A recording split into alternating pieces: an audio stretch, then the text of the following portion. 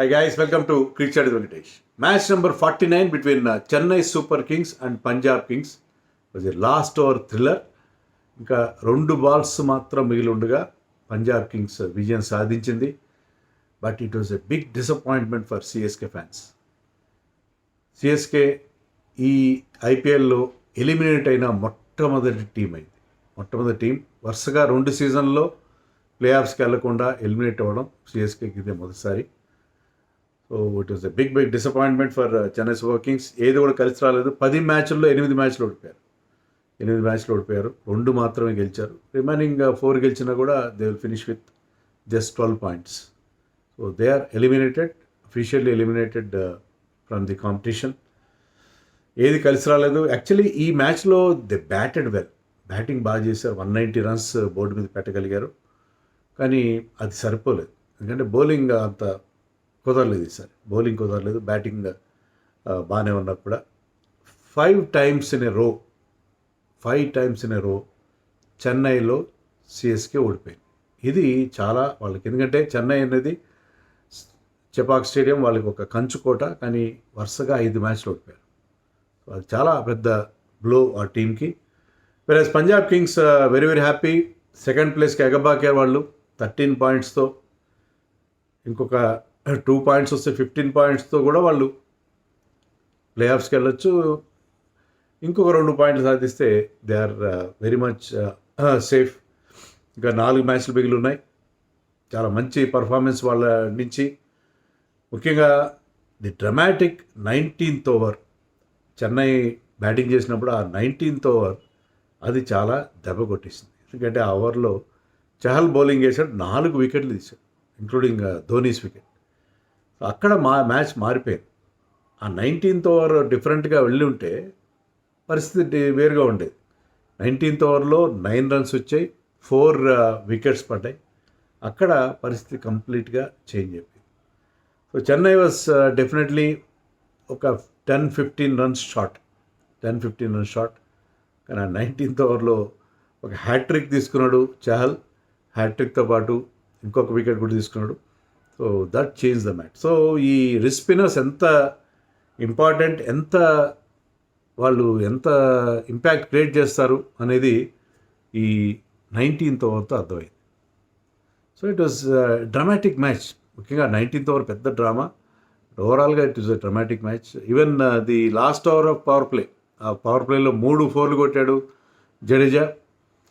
కానీ అదే ఓవర్లో అవుట్ అయిపోయాడు. అది కూడా ఒక స్పిన్నర్కి, హర్ప్రీత్ బ్రౌన్కి. సో ఇలా ఫార్చ్యూన్స్ ఫ్లక్చుయేట్ అవ్వడం అనేది మనం చూసాం. సో ఓవరాల్గా Punjab Kings did really well. Toss గెలిచారు వాళ్ళు. టాస్ గెలవడం వాళ్ళకి అడ్వాంటేజ్ అయింది, ఖచ్చితంగా అడ్వాంటేజ్. ఎందుకంటే బ్యాటింగ్ సెకండ్ డ్యూ ఉన్నా లేకపోయినా కూడా ఖచ్చితంగా అది చాలా ఉపయోగపడుతుంది మీకు టార్గెట్ తెలిస్తే. సో టాస్ గెలిచి వాళ్ళు ముందుగా చెన్నైకి బ్యాటింగ్ ఇచ్చారు. బట్ చెన్నై పవర్ ప్లేలో 3 wickets పోగొట్టుకున్నారు. పవర్ ప్లేలో ది లాస్ట్ 3 wickets.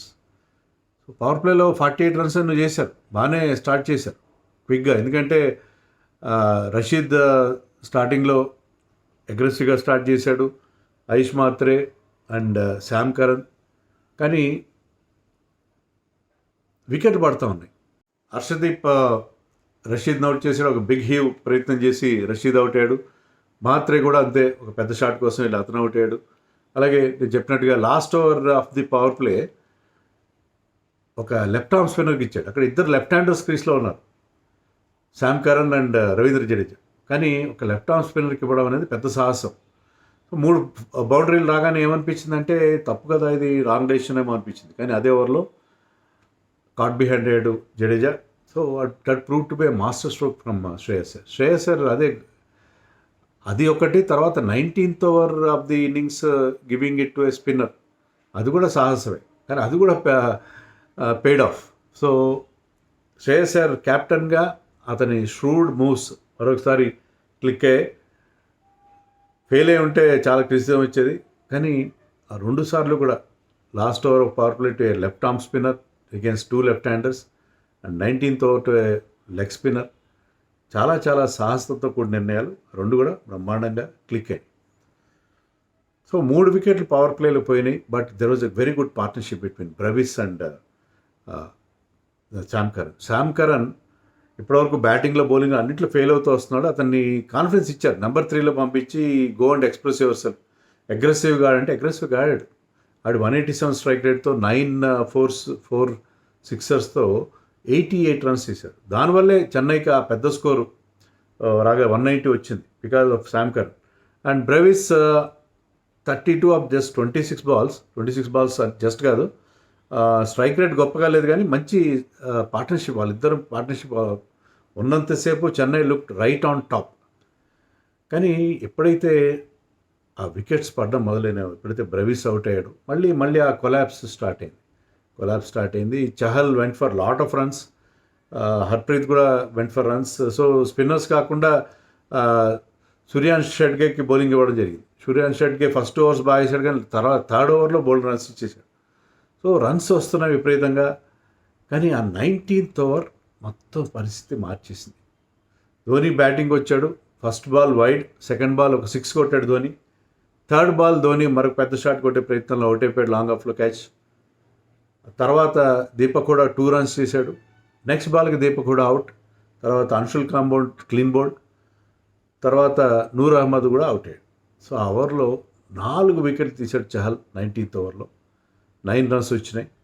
సో అక్కడ మొత్తం బ్రేక్స్ పడిపోయినాయి. ఇంకో 10 రన్స్ వచ్చిండే, అక్కడ 1-2 వికెట్లే పడి ఉంటే ఇంకో 10 రన్స్ వచ్చిండేవి. వికెట్స్ చేతిలో ఉంటే చెన్నై వాళ్ళు ఏదో ట్రై చేసేవారు. కానీ ఆ నెక్స్ట్ ఓవర్లో కూడా, లాస్ట్ ఓవర్లో కూడా ఇంకా 4 బాల్స్ మిగిలి ఉండగా ఆల్అౌట్ అయిపోయారు. సో అదే ధోని లాస్ట్లోగా చెప్పాడు, మేము 4 బాల్స్ ఆడలేదు, ఇంకో 10 రన్స్ మన షార్ట్ అని చెప్పాడు.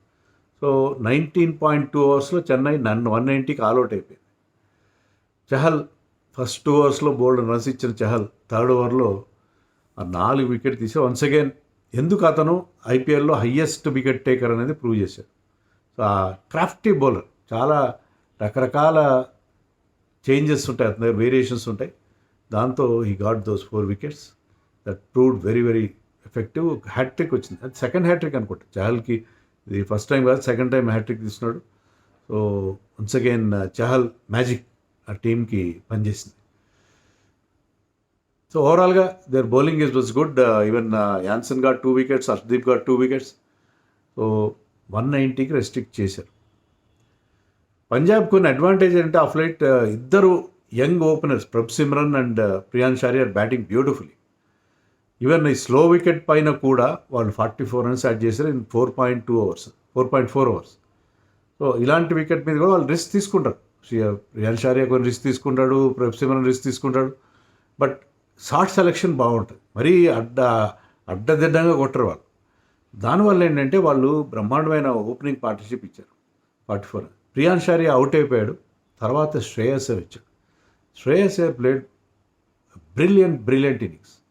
కెప్టెన్గా అతను ఇంప్రెసివ్గా ఉండడమే కాకుండా అద్భుతమైన ఇన్నింగ్స్ ఆడాడు.